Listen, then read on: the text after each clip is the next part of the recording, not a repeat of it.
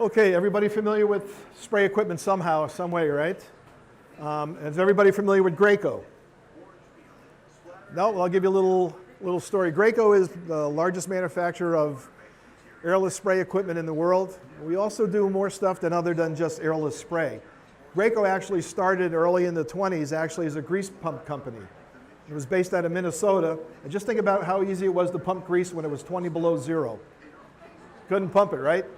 So they developed these systems to actually start out with grease. A lot of these shops you go into that pump grease, pump oil, you see a lot of Graco pumps and hose reels in auto body shops, grease shops, and all over the place. So as it developed over the years, we actually got into what we call the fluid handling side of the business, which now we can handle anything from paint to a semi-solid liquid. So we can extrude stuff, we can extrude caulking, but here we're going to talk about mainly spraying paint, both interior, exterior, and textures. I have a unit over here, set up over here, which is what we call our Pro Contractor 395. And what that is, that's an airless spray pump that'll handle up to a 21 thousandths tip at a half a gallon a minute. Now just think about a half a gallon a minute. Can anybody put on 2 quarts of paint a minute? Roland can't do it. Sprayer is much faster, but you got to learn. You got a process to learn. That's why I want everybody, if you can, please try it, because you got to move when you spray. I'll talk about the unit, but if you want to come over and we'll see if we can get how many people, maybe take a group at a time to look at the unit, I'll show you how we prime it, how we get it ready to spray, and then what we'd recommend how to spray. Basic unit here. So standard electric unit, 110/60, but we got a generator because you guys run 50 hertz. We do make these units also in 220. So basically what we're going to do here is basically it's what we call airless spray. There is no air entered into the system whatsoever. So it uses high pressure to atomize the paint. So right now what I do is we have the direct piston tube into the paint, right? The bottom channel we have here is what we call our priming piston. So what I'm going to do now is I'm going to turn the pressure down. I'm going to turn the unit on. I'm going to leave it in the downspout, as you can see. The unit will kick on, and when it primes, what it's going to do is going to put paint. So when you see paint coming out of here, you know she's done. Shut the unit off. Turn to prime. I can turn the unit back on. And what the unit's going to do now, it's going to build up pressure into the gun. Okay? Once it builds up the pressure into the line, stops. And that's what it's supposed to do. Keeps the pump from wearing out. All right? So this unit can take, this has 50 feet of hose on it. You can put a couple of 100 feet on it, no problem. Tip sizes are varied depending on the type of material you're going to spray, right? I always suggest everybody start a little bit smaller, maybe with 15,000 surface as opposed to 17s, because if you don't move fast enough, you're going to put too much paint on, and we got that good old teardrop running down the middle of the surface, okay? So let's go to a panel over here, and then we'll get everybody to try it, because I know I could do it. At least I was able to before. And I'll get you folks to try it as well. There's a safety on this gun here, which is on now. I can't trigger it. Never, ever have your hand over the front of the gun. It's 3,000 PSI. If I inject this into my hand, it goes into my bloodstream. And the only thing I may have to say is thank you for meeting everybody, because I'll be gone. Anytime you get a high pressure injection, it's the hospital, and you always tell them high pressure injection. We put this duckbill on there a reason, because it breaks down the amount of pressure that would hit your hand. So like a lot of guys do with air spray guns, they put the rag over the front to clean the gun. Never, never, never, precaution. The gun will clean itself. There's a little tip on top here, and I'll show you how when I spit it down. If I get a tip plug while I'm spraying, I just turn that. The tip faces the inside of the gun. I trigger the gun, it spits the plug out, turn it right back, you're spraying. All right? So, I'm going to do a little bit, then I'm going to get you folks to try it as well. Let's see, I'm going to turn it this way. Everything is hand tight. There's no wrenches required on these. And you can adjust the spray whether to go this way, flat like you'll see here. Or I could turn the tip this way, and I could spray there. Okay? So, as you can see, it's very efficient and fast. Now, the main thing you want to do is never trigger the gun before you move, because here's what happens. Okay? Always movement and no waving the gun. Because what happens when you wave is you get Light on the ends, heavy in the middle, light on the other end. So you always want to be perpendicular to the surface. So you can see how fast that comes out of there. So all I want to do is move first, trigger later. Great finish. It's done very quick. Anybody want to try? So move first. Move first and then flat to the surface, right? About 12 inches. Going this way, right? Right? You can go any way you want.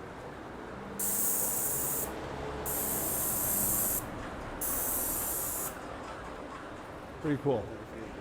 We got another panel over here. Who's next? Want to try? Come on.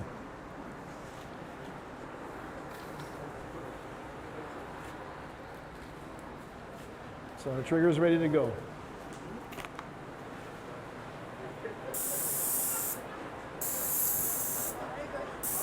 There you go.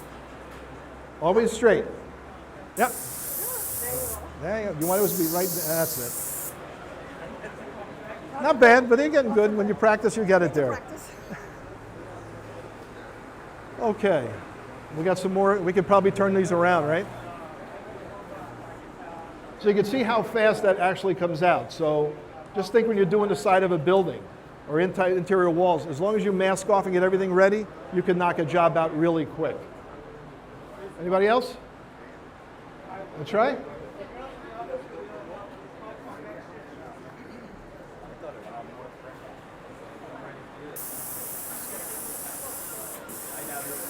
He sprayed. It's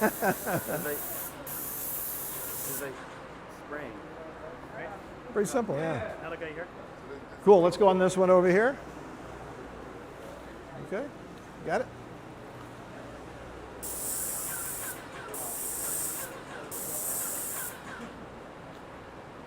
All right, hire this guy right away.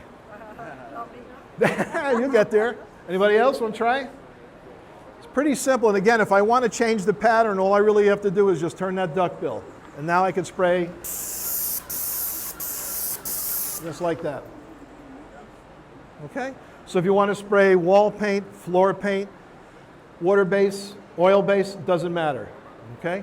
The tip size determines which product you want to use. If you're going to use emulsion paints, water paints, you use 15s and 17 thousandths orifices. If we're going to use oil-based paint, smaller tips, 11 thousandths, 13 thousandths. We don't need to put that much on because this stuff comes out pretty fast. And you don't need a dilute. Right. And that's the main thing of this. You don't need to thin the paint to put it on. Because anytime you thin paint out, you cut the binder. When you cut the binder, you ruin the product. This stuff, as you can see we're spraying here, is right out of the bucket. No change whatsoever. So how much quartz do you put on quartz in terms of port coverage? You're probably, this right now, the way this is put on, I probably have 4 mils wet on there. So more than you could do with a roller, you know? But again, size of the tip determines in your speed. If you move faster, you put less. So that's why I always recommend if you're first going to start smart with a smaller tip, then work your way up as you get used to using the unit. Because as I said before, if I just go ahead and stand still, I get a nice big run. Then you got to roll it out. But it leaves a beautiful finish. It dries fast.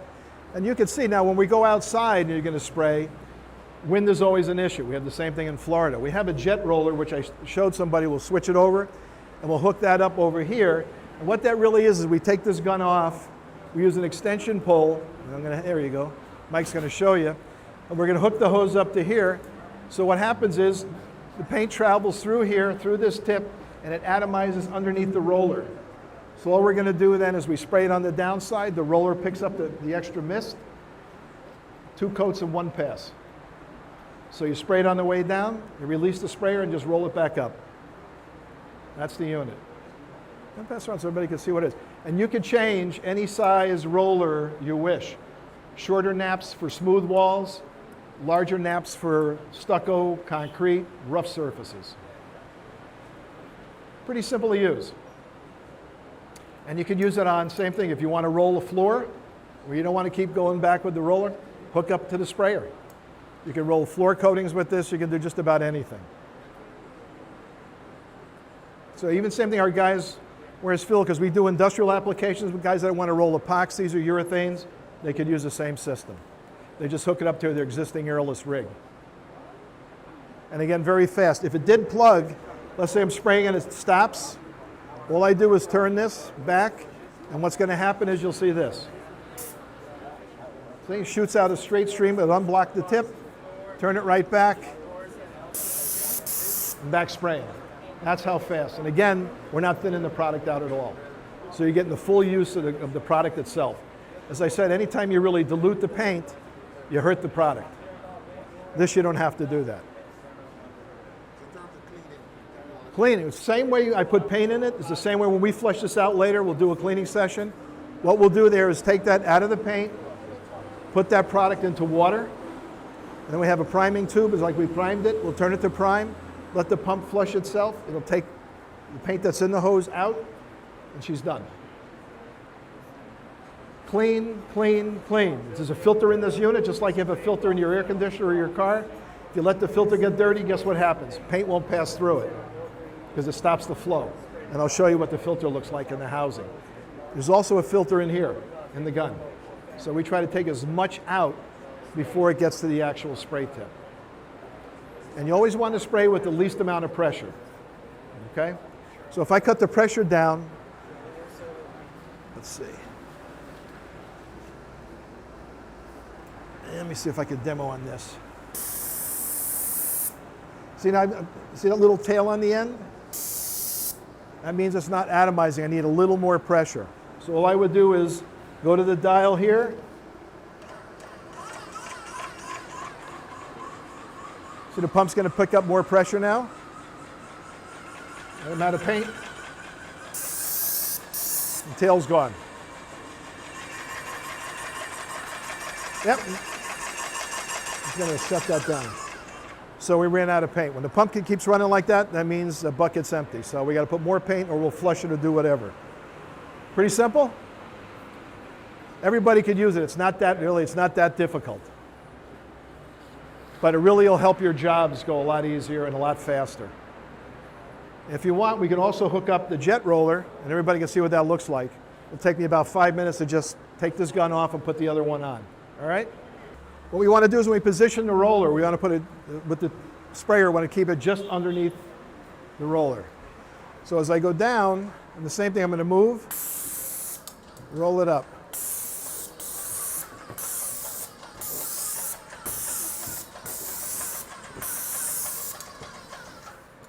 Okay? Fast as you want to go. You want to try? You can just really the same thing. Yeah.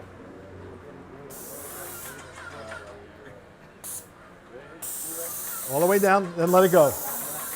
You got plenty of paint on it. You can roll that whole sheet out now. No more paint. Cool.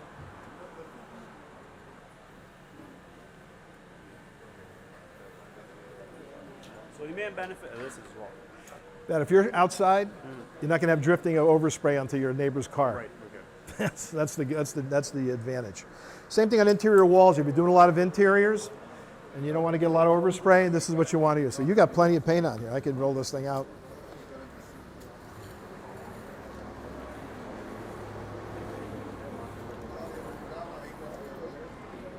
Pretty quick.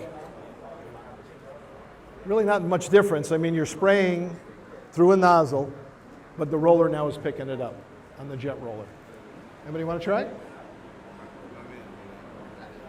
Come on.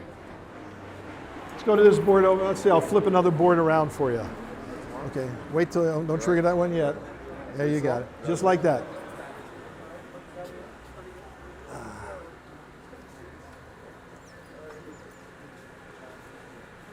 Cool? Yep, this way, all right. All right, trigger on the way down, let it go on the way up. Roll on the way up. Roll it on the way up, right. You can put the roller against the wall. Put this right on here. Yeah. Now trigger. Let it go. You've got plenty of paint, so you could roll that right out. Just like spraying, you got to get used to using it. Yep, you don't even need to touch the handle because you got tons of paint on there. So we put the paint on the wall a lot faster. Oh yeah.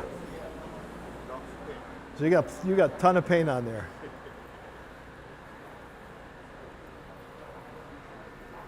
Cool.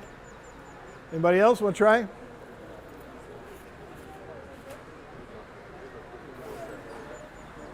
It's probably stuck a little, yeah. Pretty good, right? Simple. Anybody else want to try? Don't bite. Okay, roller against it. Trigger as you're moving. Stop. See?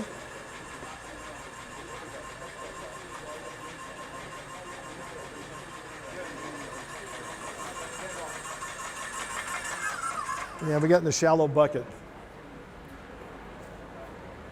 You can see how fast you put it on. Yeah, yeah, yeah. Anybody else? So,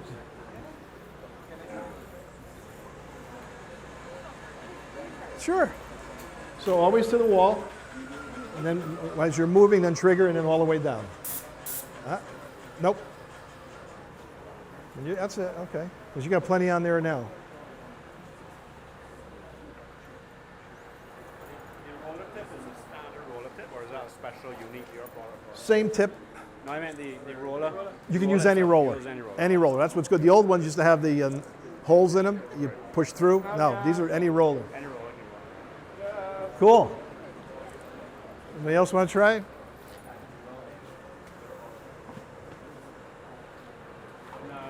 So I guess you could use this. Can you use this with like a stain as well? For Sure. tip Just of decks or small, something like that, or? use small tips. Like this is a 19 or a 21. Yeah, you're going to go stain, use like a 13 because you don't need to put that much, very thin. And you would still do a two-coat application using this method, or? You can, because what's going to happen is the first coat you're actually spraying on, the back rolling adds, smoothing out what you got on there. Because it puts on more product with the spray. That's what I'm kind of trying to understand. If it's still It's two coats in one, if you will. Yeah. Well, so instead of brushing on one and then coming back when it's dry to put on This will another. be sure, come on. Oh, absolutely right, because don't forget, the tip's going to put on a lot more paint than the roller does. So that's like when you...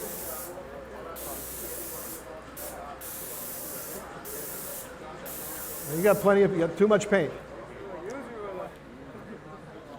But all you got to do is just strike it on the way down and then leave it and then come back up and it's done. So if you got any texture 111 that you want to do, this is great for that kind of stuff too. Just get a little heavier nap on the roller cover. When you say texture 111, what's that enough for that? T111, the wood boards. T111, T111, yeah. And the other longer one. Yes, you can make this into 6 feet. Yeah, you can put an extension from here, up to 6 feet. This is 3. Yeah.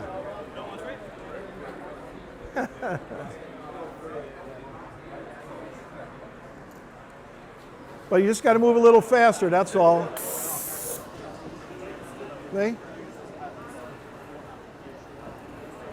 It holds plenty of paint.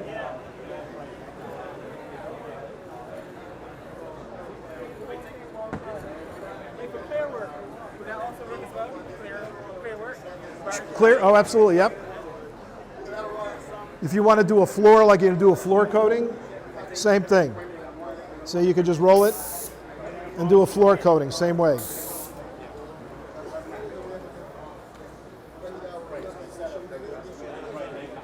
So the floor is just as easy.